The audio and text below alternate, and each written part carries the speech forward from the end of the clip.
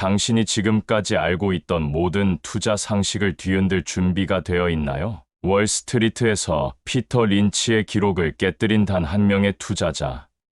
바로 빌 밀러의 투자법을 공개합니다. 대부분의 투자자들이 가치 투자라고 하면 PER이 낮고 안전한 기업만 찾는다고 생각하지만 빌 밀러는 완전히 다른 접근법으로 아마존, 구글 같은 기술주로 엄청난 성공을 거두었습니다. 지금부터 그 비밀을 파헤쳐 보겠습니다. 빌 밀러가 누구인지 모르시는 분들을 위해 설명드리면 그는 1990년부터 2005년까지 무려 15년 연속으로 S&P 500 지수를 이긴 유일한 펀드 매니저입니다. 연평균 16.4%의 수익률을 기록하며 피터 린치조차 넘어서는 놀라운 성과를 달성했죠. 하지만 더 놀라운 건 그의 투자 방식입니다. 전통적인 가치 투자자들이 외면하던 기술주들을 과감하게 매수하면서도 가치 투자의 원칙을 지켜나갔거든요.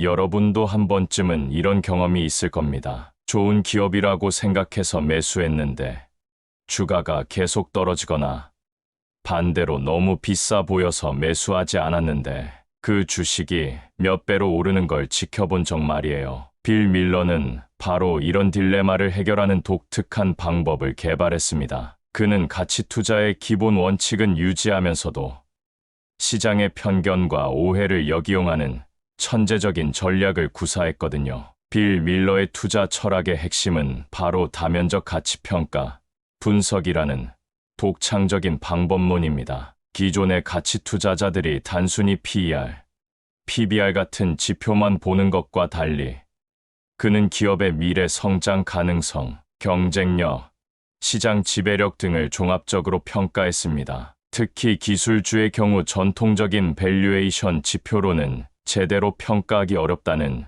점을 간파하고 새로운 평가 기준을 만들어냈죠. 그의 첫 번째 투자 원칙은 심리적 요인을 활용하라입니다. 시장에는 항상 비합리적인 투자자들이 존재하고 이들의 감정적인 반응으로 인해 좋은 기업의 주가가 과도하게 하락하는 경우가 많습니다. 빌 밀러는 바로 이런 순간을 노렸어요. 다른 투자자들이 공포에 휩싸여 팔 때 그는 차분하게 기업의 본질적 가치를 분석하고 과감하게 매수했습니다. 1990년대 후반 인터넷 버블 당시에도 많은 투자자들이 기술주를 기피했지만 그는 아마존, 델 컴퓨터 같은 기업들의 장기적 잠재력을 보고 꾸준히 매수해 나갔죠. 두 번째 원칙은 내재 가치의 중심 성향 수준까지 대폭 할인된 기업을 사라입니다. 이건 좀 복잡하게 들릴 수 있는데 쉽게 말하면 정말 좋은 기업이 일시적인 악재나 시장의 오해로 인해 실제 가치보다 훨씬 싸게 거래될 때 매수한다는 뜻입니다. 하지만 여기서 중요한 건 단순히 싸다고 사는 게 아니라 그 기업이 정말로 장기적으로 성장할 수 있는 경쟁력을 갖고 있는지를 철저히 분석한다는 점이에요. 빌 밀러가 아마존에 투자했던 사례를 보면 이해가 쉬울 겁니다. 1990년대 후반 아마존은 적자 기업이었고 많은 전통적인 가치 투자자들이 외면했어요. 하지만 빌 밀러는 아마존의 매출 성장률, 시장 점유율 확대 속도, 고객 충성도 등을 분석한 결과 이 회사가 미래에 엄청난 수익을 낼 수 있다고 판단했습니다. 실제로 그의 예상대로 아마존은 세계 최대의 이커머스 기업으로 성장했고 초기 투자자들에게 수십 배의 수익을 안겨주었죠. 세 번째 핵심 전략은 평균 매입 단가를 최저로 낮춰 승부하라입니다. 이는 단순히 분할 매수를 하라는 뜻이 아니에요. 빌 밀러는 좋은 기업을 발견하면 주가가 하락할 때마다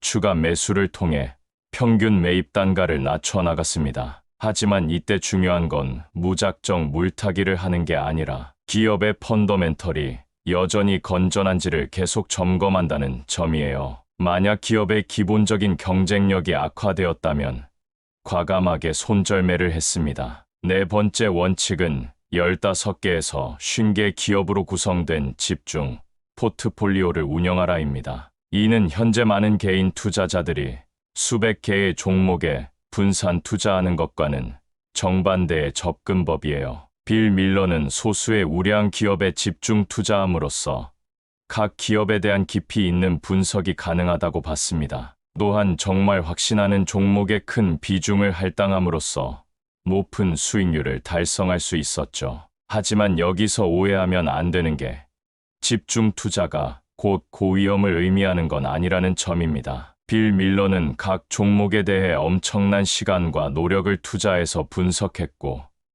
리스크 관리도 철저히 했어요. 예를 들어 같은 업종의 기업들에만 집중하지 않고 서로 다른 산업군의 기업들을 조합해서 포트폴리오를 구성했습니다. 또한 각 기업의 비중도 적절히 조절해서 한 종목의 급락이 전체 포트폴리오에 치명적인 영향을 주지 않도록 관리했죠. 다섯 번째 핵심은 전체 포트폴리오의 기대 수익률을 최대로 높여라입니다. 이는 개별 종목의 수익률보다는 포트폴리오 전체의 성과에 집중하라는 뜻이에요. 빌 밀러는 종종 일부 종목에서는 손실을 보더라도 다른 종목에서 그 이상의 수익을 내서 전체적으로는 플러스를 유지했습니다. 이런 접근법은 개별 매매에 일희일비하지 않고 장기적인 관점에서 투자할 수 있게 해줬어요. 그의 매도 전략도 매우 흥미롭습니다. 빌 밀러는 세 가지 경우에만 주식을 매도했어요. 첫 번째는 기업의 가치가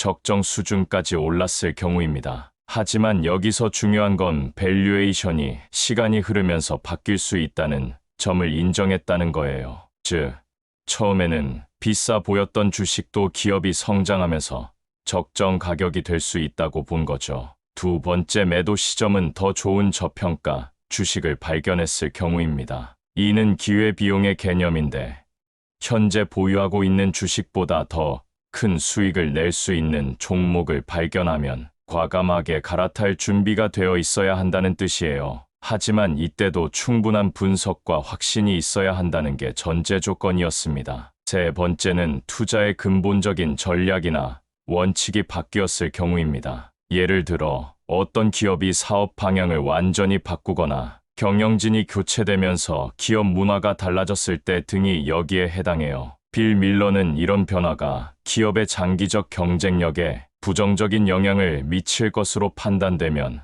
망설이지 않고 매도했습니다. 빌 밀러의 투자법에서 가장 혁신적인 부분은 바로 기술주에 대한 접근 방식이었습니다. 1990년대까지만 해도 대부분의 가치 투자자들은 기술주를 투기적인 종목으로 여겼어요. 변동성이 크고 전통적인 밸류에이션 지표로는 평가하기 어렵다는 이유에서였죠. 하지만 빌 밀러는 기술의 발전이 사회 전반에 미치는 영향을 일찍부터 파악했고 기술주도 올바른 방법으로 분석하면 훌륭한 가치 투자 대상이 될 수 있다고 봤습니다. 그는 기술주를 평가할 때 매출 성장률, 시장 점유율, 기술적 우위, 네트워크 효과 등을 중요하게 고려했어요. 예를 들어 구글의 경우 검색 시장에서의 압도적인 점유율과 광고, 수익 모델의 확장성을 높이 평가했고 애플의 경우 혁신적인 제품 개발 능력과 브랜드 충성도를 주목했습니다. 이런 요소들은 전통적인 PER, PBR로는 측정하기 어렵지만 장기적으로 엄청난 수익을 가져다 줄 수 있는 핵심 경쟁력이었죠. 특히 빌 밀러는 네트워크 효과라는 개념을 투자에 적극 활용했습니다. 네트워크 효과란 사용자가 많을수록 그 서비스의 가치가 더욱 높아지는 현상을 말해요. 페이스북, 구글, 아마존 같은 기업들이 이런 특성을 가지고 있죠. 이런 기업들은 한번 시장에서 우위를 점하면 후발 기업들이 따라잡기 매우 어려워지고 결국 독점적 지위를 유지할 수 있게 됩니다. 빌 밀러는 바로 이런 기업들을 일찍 발견해서 장기 보유하는 전략을 썼어요. 하지만 빌 밀러의 투자법이 항상 성공적이었던 건 아닙니다. 2008년 금융위기 당시에는 큰 손실을 입기도 했어요. 특히 금융주에 대한 과도한 투자가 발목을 잡았죠. 하지만 이런 실패의 경험도 그에게는 소중한 교훈이 되었습니다. 그는 이후 더욱 엄격한 리스크 관리 기준을 적용하고 포트폴리오의 다변화에도 신경을 쓰게 되었어요. 현재 빌 밀러는 자신의 개인 자산의 50%를 비트코인과 관련 주식에 투자하고 있다고 알려져 있습니다. 이는 그가 여전히 새로운 기술과 트렌드에 민감하게 반응하고 있다는 증거예요. 70대가 넘은 나이에도 불구하고 암호화폐라는 새로운 자산 클래스에 과감하게 투자하는 모습은 정말 인상적입니다. 그렇다면 일반 개인 투자자들이 빌 밀러의 투자법을 어떻게 활용할 수 있을까요? 첫 번째로는 기업 분석에 더 많은 시간을 투자해야 합니다. 단순히 차트나 기술적 지표만 보지 말고 그 기업이 어떤 사업을 하는지, 경쟁력이 무엇인지, 미래 성장 가능성은 어떤지를 깊이 있게 연구해야 해요. 빌 밀러는 한 기업을 분석할 때 수개월에서 수년간의 시간을 투자했습니다. 두 번째로는 시장의 편견과 오해를 이용할 줄 알아야 합니다. 모든 사람이 어떤 주식을 기피할 때 그 이유가 정말 합리적인지 냉정하게 판단해 봐야 해요. 때로는 시장의 과도한 반응으로 인해 좋은 기업이 헐값에 거래되는 경우가 있거든요. 하지만 이때도 철저한 분석 없이는 절대 투자하면 안 됩니다. 세 번째로는 장기적인 관점을 유지해야 합니다. 빌 밀러는 보통 3년에서 5년, 길게는 10년 이상의 장기 투자를 했어요. 단기간의 주가 변동에 일희일비하지 않고 기업의 본질적 가치가 시장에서 인정받을 때까지 기다리는 인내심이 필요합니다. 특히 기술주의 경우 초기에는 손실을 볼 수 있지만 기업이 성장하면서 나중에 큰 수익을 가져다 줄 수 있어요. 네 번째로는 포트폴리오 관리에 신경을 써야 합니다. 무작정 많은 종목에 분산 투자하기보다는 정말 확신하는 10개에서 20개 정도의 종목에 집중하는 게 좋아요. 하지만 이때 한 종목에 너무 많은 비중을 할당하면 위험하니까 적절한 분산도 필요합니다. 또한 정기적으로 포트폴리오를 점검해서 투자 논리가 바뀌었거나 더 좋은 기회가 생겼을 때 과감하게 조정할 수 있어야 해요. 마지막으로는 지속적인 학습이 필요합니다. 빌 밀러는 평생에 걸쳐 새로운 지식을 습득하고 변화하는 시장 환경에 적응하려고 노력했어요. 복잡계 이론, 행동경제학, 심리학 등 다양한 분야의 지식을 투자에 접목시켰죠. 투자자도 마찬가지로 계속해서 공부하고 발전해야 합니다. 빌 밀러의 투자법은 단순해 보이지만 실제로는 매우 정교하고 체계적인 방법론입니다. 그의 성공 비결은 남들과 다른 시각으로 시장을 바라보고 철저한 분석을 바탕으로 한 확신, 그리고 장기적인 인내심에 있어요. 하지만 가장 중요한 건 이런 원칙들을 일관되게 지켜나가는 것입니다. 시장이 어떻게 변하든 자신만의 투자 철학을 확고히 하고 그에 따라 행동할 수 있다면 여러분도 빌 밀러처럼 성공적인 투자자가 될 수 있을 겁니다. 지금 이 순간에도 시장에는 빌 밀러 같은 해안을 가진 투자자들이 발견하기를 기다리는 숨겨진 보석 같은 기업들이 있을 것입니다. 중요한 건 그것을 찾아낼 수 있는 안목과 발견했을 때 과감하게 투자할 수 있는 용기, 그리고 결실을 맺을 때까지 기다릴 수 있는 인내심입니다. 빌 밀러의 투자법을 제대로 이해하고 실천한다면 여러분의 투자 인생도 완전히 달라질 수 있을 것입니다. 그런데 여기서 끝이 아닙니다. 빌 밀러가 정말 천재적인 부분은 바로 시장 심리를 읽고 활용하는 능력이었어요. 대부분의 투자자들이 감정적으로 행동할 때 그는 철저하게 논리적이고 냉정하게 판단했습니다. 특히 시장이 극도로 비관적일 때 최고의 투자 기회가 온다는 걸 누구보다 잘 알고 있었죠. 2008년 금융위기 때 많은 투자자들이 패닉 상태에 빠져 있을 때 빌 밀러는 오히려 이런 상황을 기회로 여겼습니다. 빌 밀러의 또 다른 비밀 무기는 바로 역발상 투자였습니다. 모든 사람이 어떤 산업이나 기업을 포기할 때 그는 그 속에서 진짜 기회를 찾아냈어요. 1990년대 말 많은 사람들이 전통적인 소매업체들이 인터넷 쇼핑몰에 밀려 망할 거라고 생각했을 때 빌 밀러는 월마트 같은 기업들이 오히려 인터넷을 활용해서 더 강력해질 수 있다고 봤습니다. 실제로 월마트는 온라인과 오프라인을 연결하는 옴니채널 전략으로 여전히 세계 최대 소매업체 지위를 유지하고 있죠. 빌 밀러가 특히 강조했던 건 질적 분석의 중요성이었습니다. 숫자로 나타나는 재무제표도 중요하지만 그 이면에 숨어있는 기업의 본질적인 경쟁력을 파악하는 게 더 중요하다고 봤어요. 예를 들어 코카콜라의 경우 단순히 매출이나 이익만 보면 그리 특별해 보이지 않을 수 있지만 전 세계적인 브랜드 파워와 유통망, 그리고 소비자들의 충성도를 고려하면 정말 대단한 기업이라는 걸 알 수 있거든요. 이런 질적 분석을 위해서는 기업 경영진과의 직접적인 만남도 중요합니다. 빌 밀러는 투자를 고려하는 기업의 CEO나 CFO와 개인적으로 만나서 그들의 비전과 경영, 철학을 직접 들어보는 걸 선호했어요. 숫자로는 알 수 없는 경영진의 역량이나 회사의 미래 방향성을 파악할 수 있기 때문이죠. 물론 개인 투자자들이 CEO를 직접 만나기는 어렵겠지만 대신 주주총회나 컨퍼런스 콜, 경영진 인터뷰 등을 통해 비슷한 정보를 얻을 수 있습니다. 빌 밀러는 또한 산업 생태계를 이해하는 데도 뛰어났습니다. 단순히 개별 기업만 보는 게 아니라 그 기업이 속한 산업 전체의 구조와 변화 방향을 파악했어요. 예를 들어 넷플릭스에 투자할 때도 단순히 넷플릭스라는 회사만 본 게 아니라 미디어 산업 전체가 스트리밍으로 변화하는 거대한 흐름을 먼저 파악했습니다. 그리고 그 변화의 중심에 넷플릭스가 있다고 판단했기 때문에 과감하게 투자할 수 있었던 거죠. 특히 빌 밀러가 주목했던 건 플랫폼 비즈니스의 잠재력이었습니다. 플랫폼 비즈니스는 한번 자리를 잡으면 엄청난 수익을 낼 수 있는 구조를 가지고 있어요.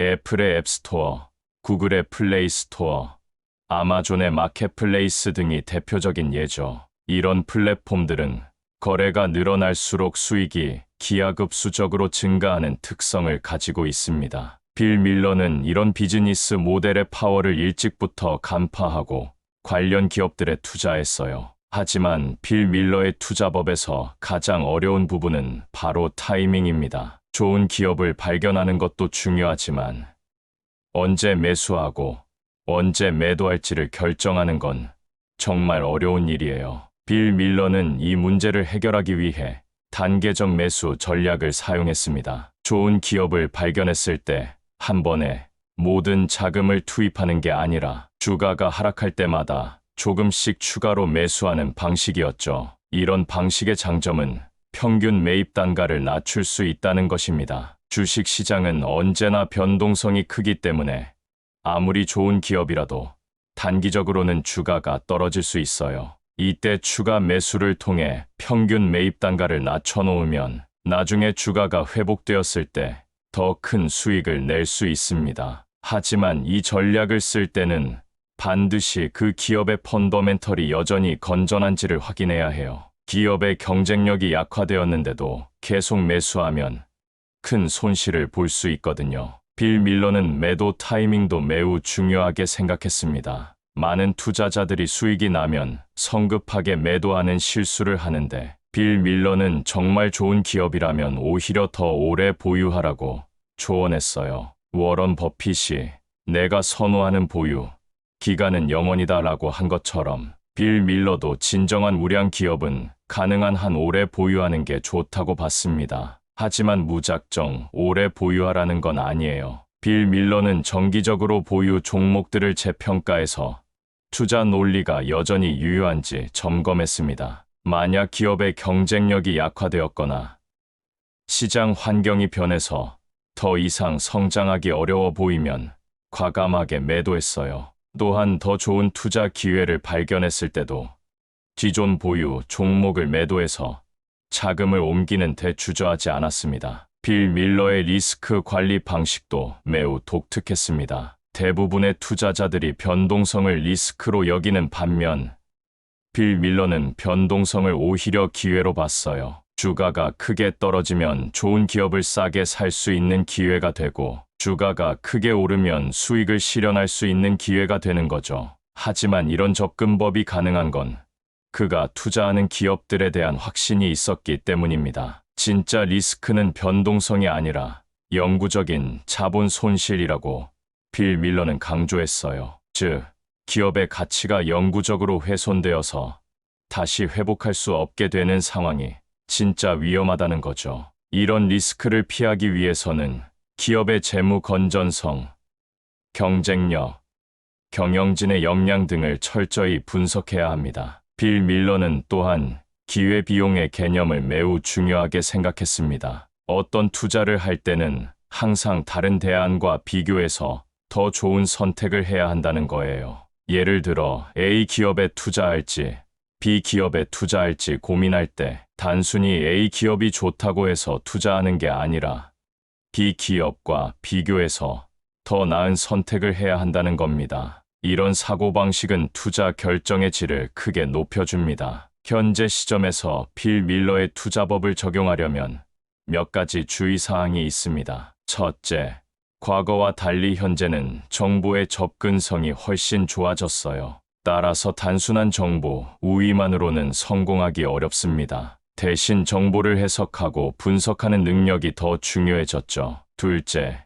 시장의 효율성이 높아져서 명백한 저평가 주식을 찾기가 어려워졌습니다. 따라서 더 세밀하고 깊이 있는 분석이 필요해요. 셋째, 기술의 발전 속도가 빨라져서 기업의 경쟁력이 예전보다 빨리 변할 수 있습니다. 따라서 지속적인 모니터링과 업데이트가 필요해요. 넷째, 글로벌화가 진행되면서 해외 요인들이 국내 기업에 미치는 영향이 커졌습니다. 따라서 국내 기업을 분석할 때도 글로벌 트렌드를 함께 고려해야 합니다. 마지막으로 빌 밀러의 투자법을 성공적으로 실천하려면 무엇보다 꾸준한 노력과 인내가 필요합니다. 하루아침에 투자 고수가 될 수는 없어요. 지속적인 학습과 경험을 통해서만 진정한 투자 실력을 기를 수 있습니다. 빌 밀러 역시 수십 년간의 경험과 노력을 통해 자신만의 투자 철학을 완성했거든요.